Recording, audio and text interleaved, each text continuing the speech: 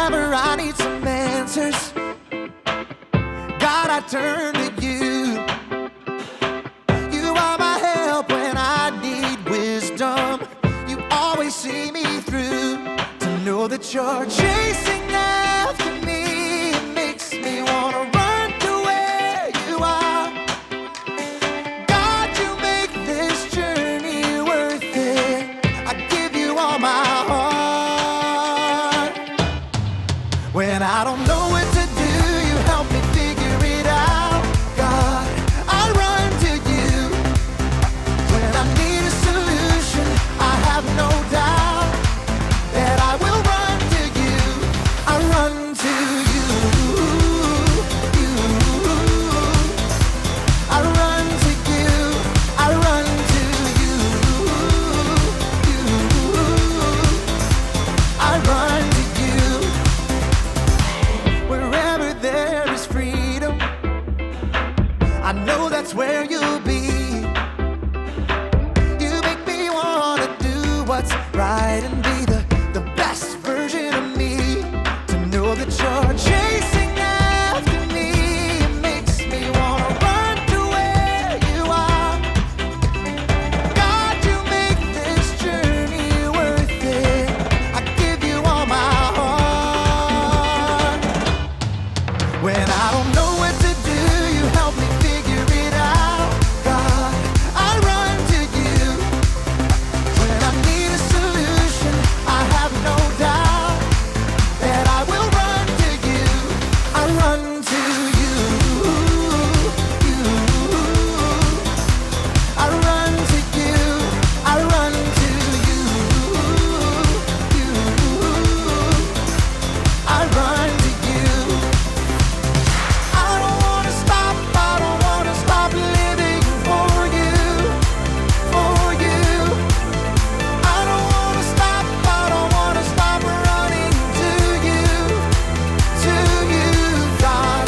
I don't wanna stop, I don't wanna stop living for you, for you.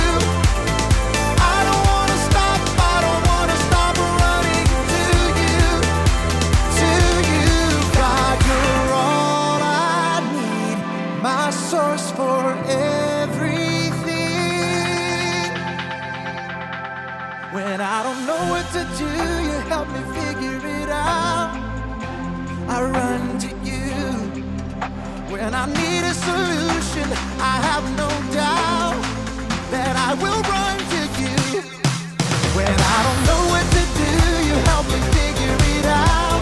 God, I run to you. When I need a solution, I have no doubt that I will run to you. I run to you. I run to you. I run to you. I run to you.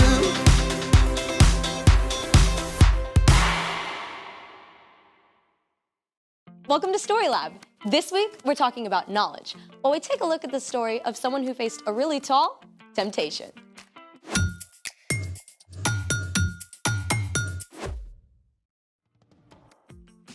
Hey, I'm Skylar. And I'm Sebastian. We're talking about knowledge, which is learning something new so you can be better at whatever you do. I've recently discovered some new stuff. Like what? Well, I made a quiz for you. It's gonna be out of this world. Is that a clue? We're gonna find out how much you know about stars. Wait, like stars? Or stars? I mean flaming ball of hydrogen and helium kind. Is there a prize? 1 chocolate bar for every right answer. Full size? You bet. To be delivered through the prize tube extraordinaire. I'm in. It's time to play. The Out of This World Quiz Show. Here's your first question. What type of galaxy is the Milky Way? A, elliptical. B, spiral. C, lenticular. D, medical. Oh, I know this one. It's A. No, I mean B. B, spiral. Final answer? Final answer. Let's see if you're right. Yes! Spiral is correct.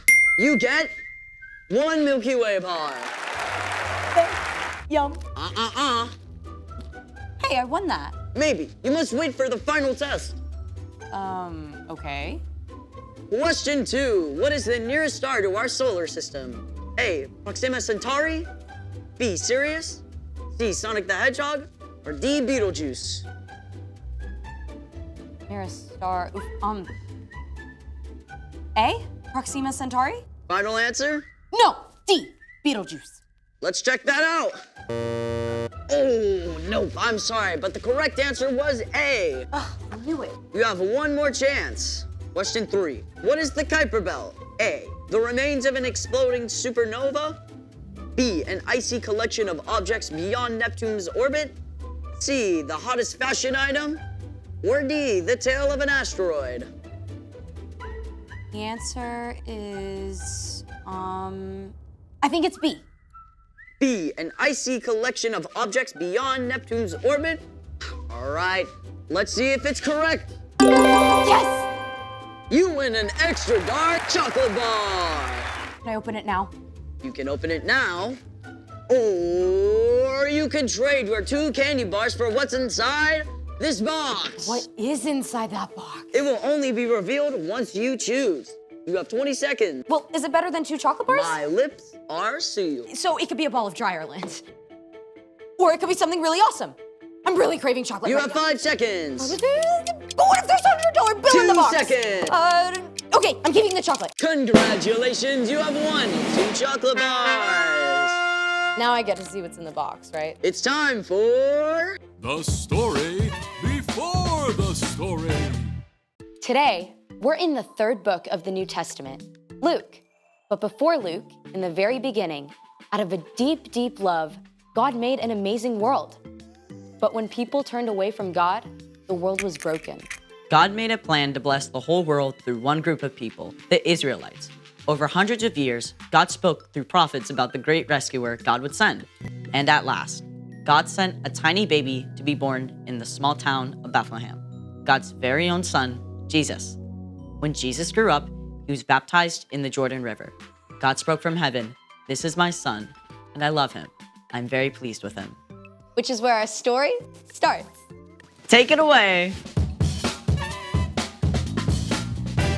Hey, Erica. Hey everyone! So, Jesus was about 30 years old at this time.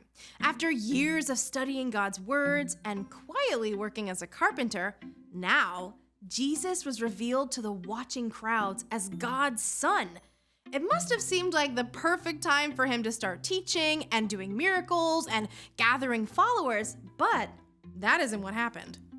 Instead, God's Spirit led Jesus away from the crowds and towns and into the desert. For 40 long days, Jesus spent time with God, preparing for what God would have him do next. During this time, Jesus ate nothing. He focused on God as the one thing he needed above all else. But he wasn't alone. Not quite, because the devil showed up to distract him. You must be so hungry. Surely God wouldn't mind if you had just a little snack. Jesus was God's son, but he was also fully human too.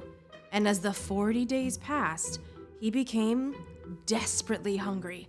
The devil refused to leave Jesus alone, needling and tempting him at every opportunity.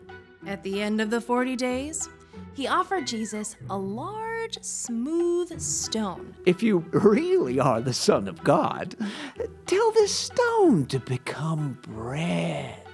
It must have been so easy for Jesus to imagine that rock as a crusty, warm loaf. As God's son, he had the power to change the stone to bread in an instant.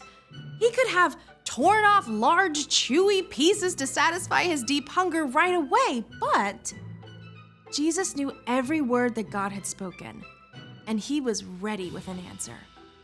It is written, man must not live only on bread. If that's the way you want it. But the devil didn't give up. He led Jesus up to a high place where the whole world appeared to spread out beneath him. Every powerful kingdom, every palace, every throne and ruler on earth.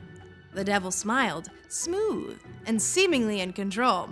I will give you all their authority and glory. It has been given to me, and I can give it to anyone I want to. If you worship me, it will all be yours. Jesus knew that one day he would rule all the nations of the world. He had come as God's rescuer, but to take this easy way the devil offered would destroy God's plan. Once again, Jesus spoke God's words. It is written, "Worship the Lord your God. He is the only one you should serve." The devil was seething. He couldn't tempt Jesus into taking the easy road, but he had one final shot to try. The devil led Jesus to the city of Jerusalem. They stood on the very highest point of the temple itself. The worshipers below seemed small as ants. If you are the Son of God, throw yourself down from here. It is written, the Lord will command his angels to take good care of you. They will lift you up in their hands. Then you won't trip over a stone. The devil wanted to trap Jesus, to make him panic. Does God really love you? Prove it. But again, Jesus had God's own words at the ready. Scripture says, "Do not test the Lord your God." The devil was furious. He couldn't trip Jesus up no matter what he tried. So at last, he left until he could find a better chance.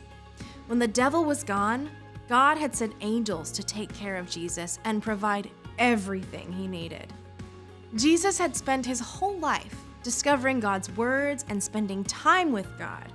And so when he had to make some tough choices, the words were right there. 40 whole days with no food? I can't even imagine that. Yeah, I sure do not make good choices when I'm hungry. And it's not just when you're hungry. Difficult choices can show up at any time. And remembering what's true can help you make the wise choice. So, what's our part in the story? Well, before you remember what's true, you have to discover what's true. You can start by reading God's words in Scripture. And memorizing it too. And you can spend time talking with people who've been following God a while. Here are some super important truths to start with. God made you and loves you.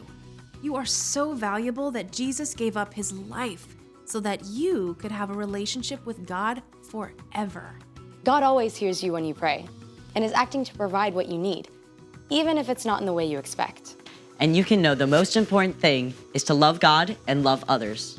Exactly. The more those truths are rooted in your heart, the easier it is to face tough choices. Maybe you're at a friend's house and they're trying to get you to watch a show your parents specifically said you can't watch. You can remember that you are already deeply loved by God, so you don't have to do something wrong just to be liked. Or when your little sister is bugging you and you're about to snap, you can stop and remember loving others is more important. Exactly. I think y'all got it. See you next time. Bye, Erica. So here's the thing. Remembering what's true can help you make the wise choice. Now do I get to see what's inside the box? Sure. Get that away from me! It could be covered in chocolate. No!